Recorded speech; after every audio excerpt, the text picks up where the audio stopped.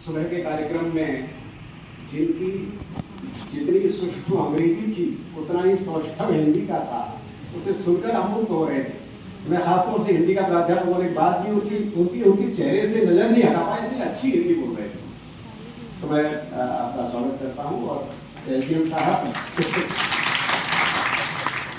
सुबह जो इस कार्यक्रम में रहे होंगे, सुबह के कार्यक्रम में भी साक्षी है इस बात के, मेरे इस बात के भाई विकास जी, सचिन भाई, सिसोदिया जी, एसडीएम साहब, बड़े भैया तिवारी जी प्राचार्य, और अच्छा संचालन कर रही बहन दिशा, समस्त प्राध्यापक बंधु, और जो कल की पीढ़ी के हमारी आने वाली कल की पीढ़ी है, जो जिनके हाथों में बागडोर आने वाली है, उनको इसीलिए बुलाया गया है कि इन बातों को सुने कि आपको कैसा लगता है, आप क्रिया करते हैं या प्रतिक्रिया करते हैं।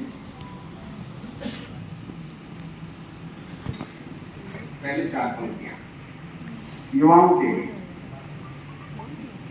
क्योंकि ये मधुबाला जी ने कहा कि हम इसे थोड़ा सा कम कर दें या बंद कर दें। आपने भी करवाया भाई, काम घंटा हो गया मेरा।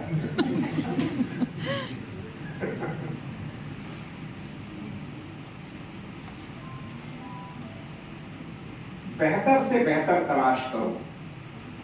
और ये बात माननीय मैं तब कह रहा हूं जब बहुत सारी महिलाओं को छोड़ दूं मैं, मेरे यहाँ एक बाई आती है काम करने वाली, उसकी छोटी सी बच्ची है और वो भाषा का परिचय कराती है। अभी परसों की बात है, बेटा बाहर खेल में जरा पोछा लगा दूं, देखो वो काऊ आ रही है। ये जो पकड़ है अंग्रेजी की, ये जो मानसिकता है, वहां तक जो काम करने वाली बाई है वो अपनी बिटिया, छोटी बिटिया, उसकी जगह 1 साल 1.5 साल की होगी, उसको उसका परिचय गाय से काऊ कहकर करा रही है। ऐसे दौर में युवा पीढ़ी के सामने कुछ बातें मैं रखूंगा। बेहतर से बेहतर तलाश करो, मिल जाए नदी को समंदर तलाश करो।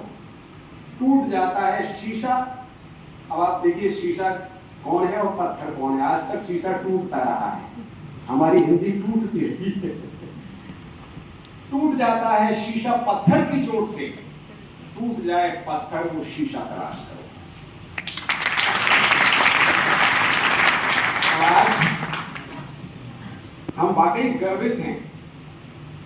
और माननीय आपको बताऊं कि केवल इसी मौके पर नहीं, हमारा प्रदेश अनेक मामलों में अग्रणी रहा है और इनिशिएटिव लेता है, आगे अग्रणी रहता, आगे चलता है।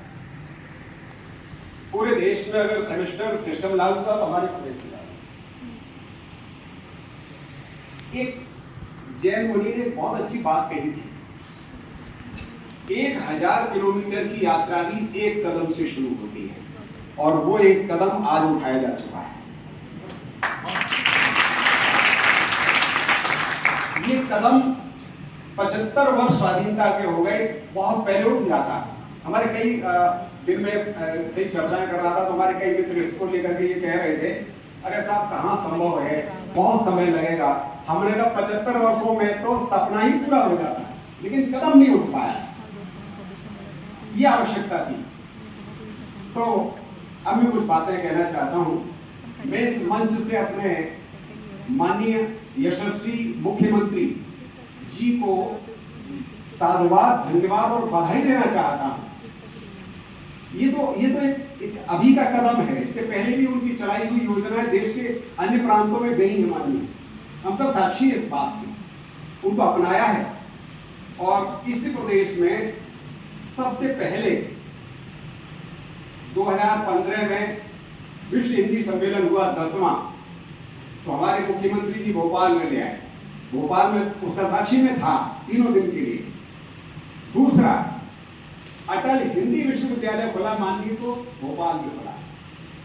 और तीसरा ये कदम है जिसमें चिकित्सा की और अभियांत्रिकी की पढ़ाई, अध्यापन और अध्ययन हिंदी में होगा। हालांकि उन्होंने उस समय उस मंच से ये घोषणा की थी कि अब इस सम्मेलन के बाद मैं अपने प्रदेश में सारे कार्यालय जितने कार्य हैं और अध्ययन अध्यापन इस सभी में हिंदी में कराने का प्रयास करूंगा।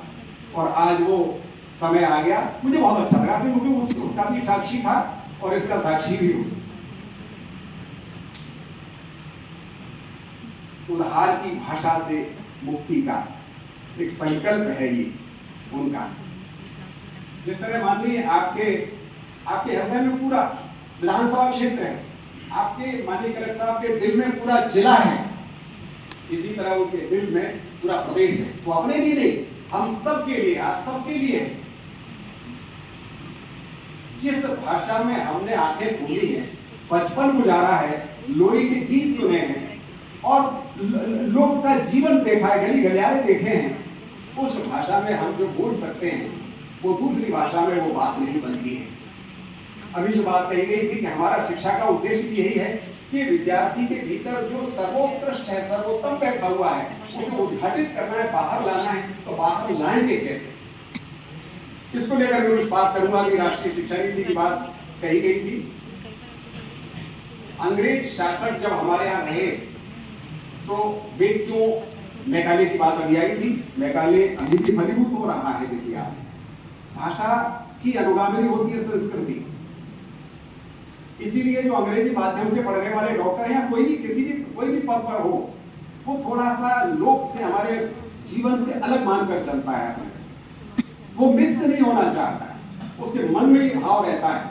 जैसे मैंने अभी बाई का उदाहरण दिया, ये मानसिकता है। इससे धीरे धीरे हम उभरेंगे अगर ऐसे कदम उठाए जाएंगे। तो उन्होंने अंग्रेजी को महत्व दिया, विज्ञान को कम दिया, और यही कारण था कि विज्ञान से ज्यादा हमारे यहाँ का बच्चा, मेरे पिताजी के साथ, मैं सब पहला पढ़ा लिखा हूँ अपने घर का, लेकिन मेरे पिताजी जो गांव में 2-4 बच्चे पढ़े लिखे थे, उनसे पूछते थे, ये कहते थे किसी कुछ अंग्रेजी आती है नहीं आती, जैसी पूछो नौकरी तो भी मिल जाएगी। लेकिन अब तो बहुत समय हो गया, अब हमें ये कदम बहुत प्रशंसनीय लग रहा है।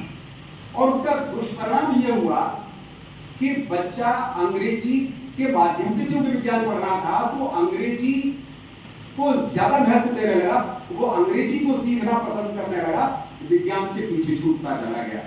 और क्योंकि अंग्रेजी लाती गई, इसलिए विज्ञान बोझिल हो गया, उसके लिए नीरस हो गया और अरुचिकर हो गया। भाई मैं पंखे को पंखा कह सकता हूं और फैन मुझे याद करना पड़ेगा, तो बीच में जो फैन वाला है उसने इतने वर्ष निकाल दिए। चरक सुश्रुत की बात कही थी शोभा में, माननीय गांधी जी के बहुत सारे संस्मरण हैं।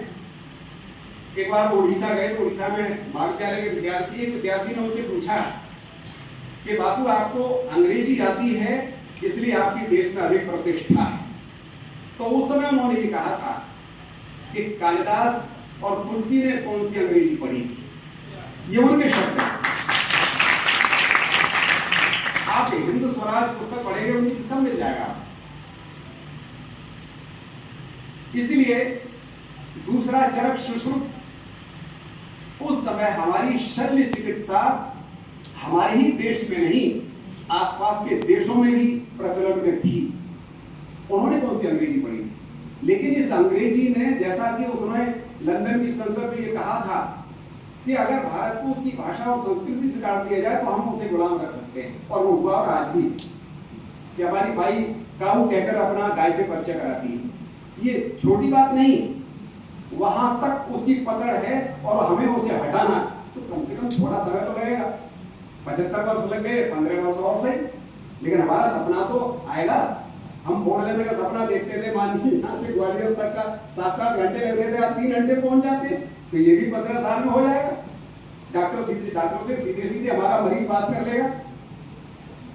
एक उदाहरण देना चाहता हूं। मानिए कि हमारे यहाँ के बड़े वैज्ञानिक हुए सीवी रमन, उन्होंने अपने समय में एक लेख लिखा था और ये कहा था कि जो पाश्चात्य देशों से विकास आ रहा है, जो विज्ञान की बातें आ रही हैं, उनको हमें स्वभाषा में, अपनी भाषा में पढ़ाया जाना चाहिए।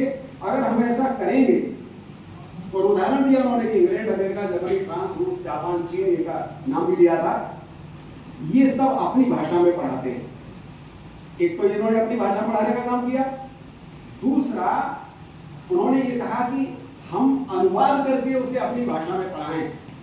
और देखिए, ये कोरिया ने किया, जापान ने किया, चीन ने किया।